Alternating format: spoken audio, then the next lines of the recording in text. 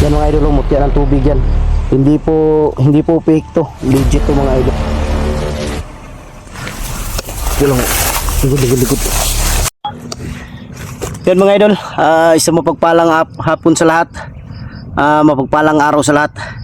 Yan, nandito na tayo sa dito na tayo sa bundok para sa paghahanap sa kay Jinky at kay Norwell, at siyempre sa mag-ina ni Kidlat, dahil ang isang bata nailigtas na namin yon, at nagkita na sila ng kanyang ama na si Kidlat. Napaiyak si Kidlat mga idol dahil sa tuwa at pasasalamat. Sabi ko, wag kang pasalamat sa amin, doon tayo magpasalamat sa Panginoon, dahil tayo ginagawa lang tayong instrumento para makatulong sa kapwa tao. Kaya gagawin ko ang lahat, makuha sila Jinky at si Norwell, at yung ni Kidlat, yung mag-ina niya, asawa at isang anak. Miga love, shout out sa inyong lahat, sa lahat ng mga solid supporters natin, sa lahat ng mga silent viewers, sa lahat ng mga OFW. Miga love, shout out sa inyong lahat, at kapwa natin, mga kapatid nating mga Muslim, at kapwa ko Guardians Brotherhood Incorporated. Ulitin ko, paalala sa lahat po, ngayon may bagyo na naman, parang Luzon at pati Visayas tinamaan, o kahit dito siguro may part ng Mindanao na tinamaan din ng bagyong Uwan yata yun. Mag-ingat kayo mga idol, dasalan sa Panginoon.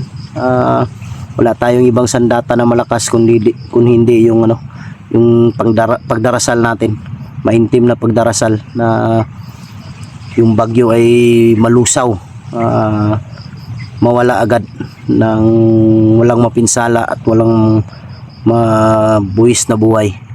Kailangan natin magdasal talaga para sa kaligtasan natin. At shout out kay Mary Grace Giverson ng Chicago, Ate Bibis Bernas ng LA, Ate Mel, kay Ate Mercy, Ate Takashi Mercy, Ate MJ, Mami Sky, Mami Rosaliwan, Janice Alcalde, Jimmy Ramirez, Bindiho Vlog, Team Kuwait, Team Marlika. Miga love, shout out sa inyong lahat. Samahan nyo kami. Dalawa lang pala kami ngayon ni Tikboy, na pumunta siya sa bahay kanina, na nakababa na pala sila ni Berto. Kaya yun, sabi niya sasama daw siya sa akin pag-akyat. Si Berto hindi daw dahil may lagnat. Kaya yun mga idol, abangan nyo ang aming exploration ngayon sa aming mission. Yan, nandito si Tikboy sa unahan. Nandyan, medyo hapon na kami nakarating dito sa bundok, dahil kanina may pinuntahan din kasi ako mga idol. Kaya sabi ko kay Tikboy na mamaya na lang siguro tayo. Importante hindi tayo mabutan ng gabi pagpunta sa bundok, dahil kung gabi na mahirap mga idol, mahirap dito sa bundok kung gabi na. Kaya sabi ko kay Tikboy, dahil sasama din daw siya, mabuti yung ganun para may kasama din ako pag-akyat.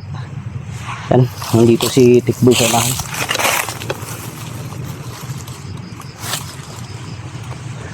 Doon kami galing pumasok.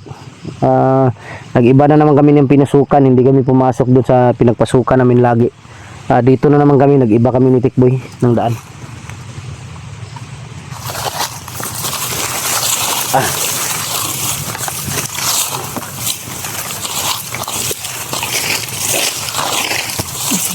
Yan, nandito si Tikboy mga idol. Hindi na lang daw sila nag-video ni Berto pagbaba. Nagulat nga ako kanina nang biglang dumating siya sa bahay. Nakababa na pala sila. Kaya sabi niya sa akin na sasama siya.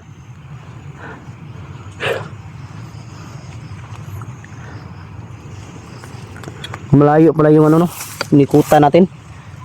Kaysa dun sa dati nating dinaanan, mas malapit dun. Dito may kalayuan pero okay lang. Importante, safety tayo. Hindi kasi kung doon kasi hindi natin alam na nalaman na nila kung saan tayo dadaan pag pumupunta tayo dito. Baka may ilagay sila ba, hindi natin alam, baka biglang sasabog. Kaya mas mabuti na yung paiba-iba yung ano. Kailangan aralin natin yung ano, yung mga daanan dito sa bundok kung saan madali makalabas. Ang mahirap lang kung makapunta na tayo sa unahan dahil sa laking area na to, minsan makalimutan natin yung daan dahil sa magkaparehas lang yung ano dito, mga puno. Saan tayo dadaan? Ha? Dito tayo dadaan? Dito tayo patungong ano to, patungong China siguro to.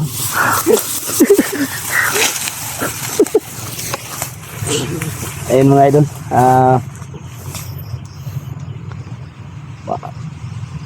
murang ano daw, may problema din si Tikboy mga idol. Parang nagka-problema siya sa ano, sa kanilang relasyon ng kanyang asawa. Sabi niya sa akin na marami ba daw single na mga OFW. Sabi ko meron, marami. Basta seryoso ka lang. Dahil parang kalabuan daw sila, patungo daw sa hiwalayan. Hindi ko alam kung anong dahilan. Kaya sabi ko sa kanya, huwag ka mag-alala, maraming single na mga OFW. Marami kang magiging syuta na OFW. Basta seryoso ka lang at wag mo lang silang lukuhin. Para mahalin ka nila ba? Mahalin mo sila, mahalin ka rin nila. Seryoso nga ako sa asawa ko, pero ano? Ikaw, Hindi pa rin sapat yung ang istorya pala nito mga idol, yung ano na ano ko ni Tikboy kanina. Habang nung nabihag siya, parang tawag dito, siguro nagsimula yung ano, medyo nagkalabuan sila ng kanyang asawa dahil matagal din siyang nabihag. Sabi ko kay Tikboy na baka maayos pa yan, pero sabi ni Tikboy parang malabo na daw. Hindi ko alam dahil sila lang yung nakakaalam kung hindi kasi magkakaintindihan, mabuti na yung maghiwalay na lang para walang gulo ba. Total, isipin, marami namang lalaki, marami ding babae, kaya walang silbi, walang saysay yung ano, yung magsasama kayo nang hindi kayo nagkakaintindihan.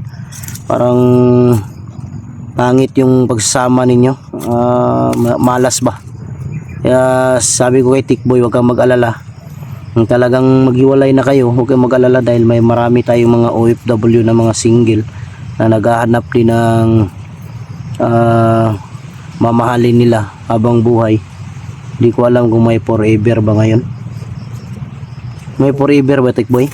Gay, walang iya to. Sinampal ako ng dahon na to. hindi ko nga maintindihan kasi seryoso na ako ng maayos sa asawa ko eh. Tapos, Kulang pa rin, di pa sapat yung pagiging ano ba? paging seryoso mo? Hmm. Walang iya. Kaya yun, pinalitan ako.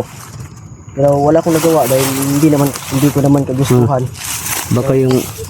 Baka yung asawa mo kulang sa ugoy-ugoy. Paano ang guyugoy na inano na nga? Ha? Iba na yung umuguyugoy. Uy! Walang iya. Uling-uli ko nga sa akto. Nahuli mo na may ugoy-ugoy na iba? Walang iyang buhay yan. Masakit man isipin ko. Ay alay, ang pangit namanan. Walang kwenta yan. Di kung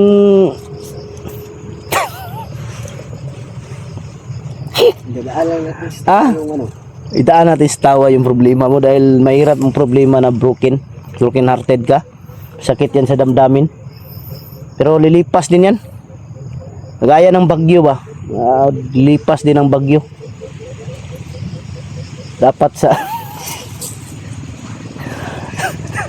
Dapat kasi nung pagka-rescue sa'yo, pag uwi ninyo, ugoy-ugoy na. Hindi ko pwede kasi masakit pa yung katawan ko eh. Ha? Sakit pa. Posible naman yung patutin mo maapektuhan yan. Oo nga kasi ano, Lampas lang. Di, naawa ko kay Tikboy kanina mga idol na umiiyak ba. Nagsabi sa akin na ganun talaga, ganun daw ang nangyari sa kanila. Medyo na ano din ako ba dahil siyempre lalaki ako mga idol. Ako'y taong seryoso kung magmahal.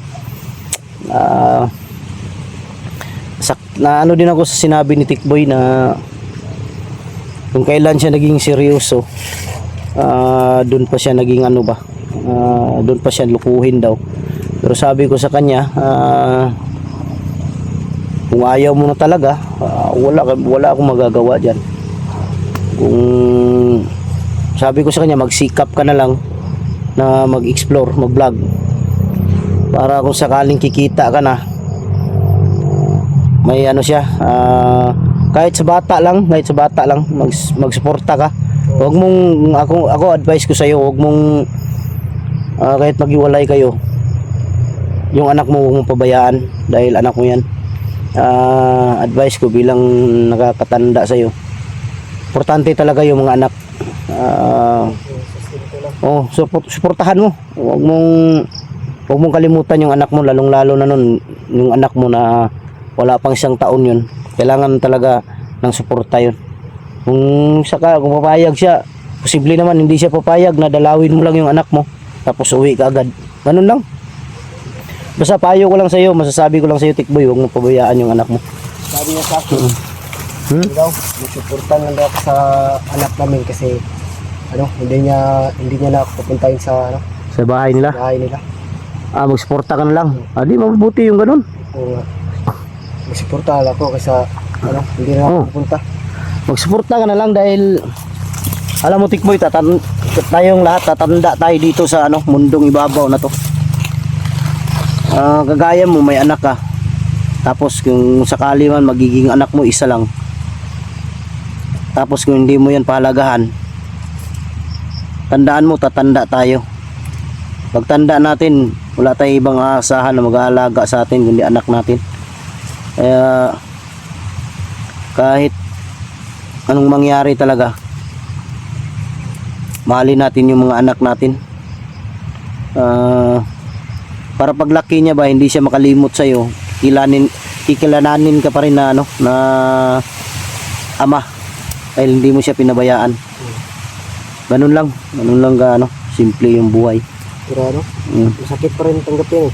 Masakit tanggapin dahil una, siyempre nagmahalan kayo, minahal mo siya ng tapat, minahal mo siya ng buong buo, binigay mo na puso't buhay, kaluluwa mo, pero ganun pa rin ang nangyari. Siguro dahil nilang ugoy-ugoy. nakulangan siguro sa ugoy-ugoy.